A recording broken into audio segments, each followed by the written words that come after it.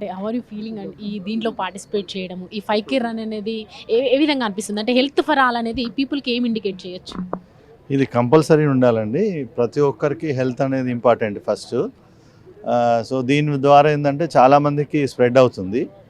వీళ్ళు ఎక్కడి నుంచో 10,000 కిలోమీటర్స్ నుంచి వచ్చి ఇక్కడ మా సొంతూరు అని చెప్పేసి వచ్చి వాళ్ళు ఇంత స్పెండ్ చేసి ఒక 20 డేస్ సేవా కార్యక్రమాలు చేసి ప్రతి స్కూల్కు వాళ్ళకు కొంత డొనేషన్ ఇచ్చేసి కాళ్ళు లేని వాళ్ళకు ఇవి సైకిల్స్ ఇచ్చేసి ఇవన్నీ చేసి వాళ్ళు ఇంత హెల్ప్ చేస్తున్నారు. ఈవెన్ హైదరాబాద్లో ఉన్న వాళ్ళు కూడా కొంతమంది కూడా వాళ్ళ సొంతూరుకు పోయి హెల్ప్ చేయలేకపోతున్నారు.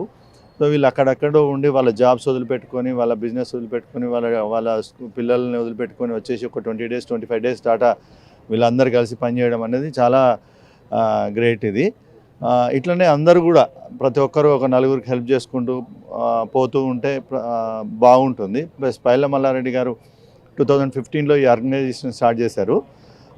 ఇప్పుడు వంశీ నవీన్ మల్లిపెద్ది వీళ్ళందరూ కలిసి దీన్ని బాగా స్ప్రెడ్ చేయడం, తర్వాత అందరికి హెల్ప్ అయ్యేటట్టు చూడడం ప్రతి ఒక్కరికి. ప్లస్ అమెరికాలో ఉన్న ప్రాబ్లమ్స్ ఉన్న ప్రతి తెలుగు వాళ్ళకు కూడా హెల్ప్ చేయడం, ఇదంతా చాలా గ్రేట్ అండి. ఇది కంటిన్యూ అవుతూ ఉంటే మంచిగా ఉంటుంది.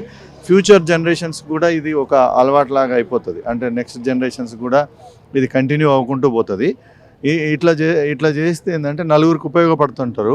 ప్లస్ ఎడ్యుకేషన్కి అయినా కూడా వీళ్ళందరూ ఎడ్యుకేషన్కి హెల్ప్ చేసిన తర్వాత హెల్త్కి హెల్ప్ చేసినా కూడా దీనివల్ల మంచి యూస్ఫుల్ ఉంటుంది. Thank you tata, very good. మన యోయో టీవీ మల్లన్న ప్లస్ మన వీళ్ళందరూ కూడా ఇక్కడికి వచ్చి ఈ కార్యక్రమాన్ని సక్సెస్ఫుల్ చేసినందుకు కంగ్రాచ్యులేషన్స్. Thank you sir.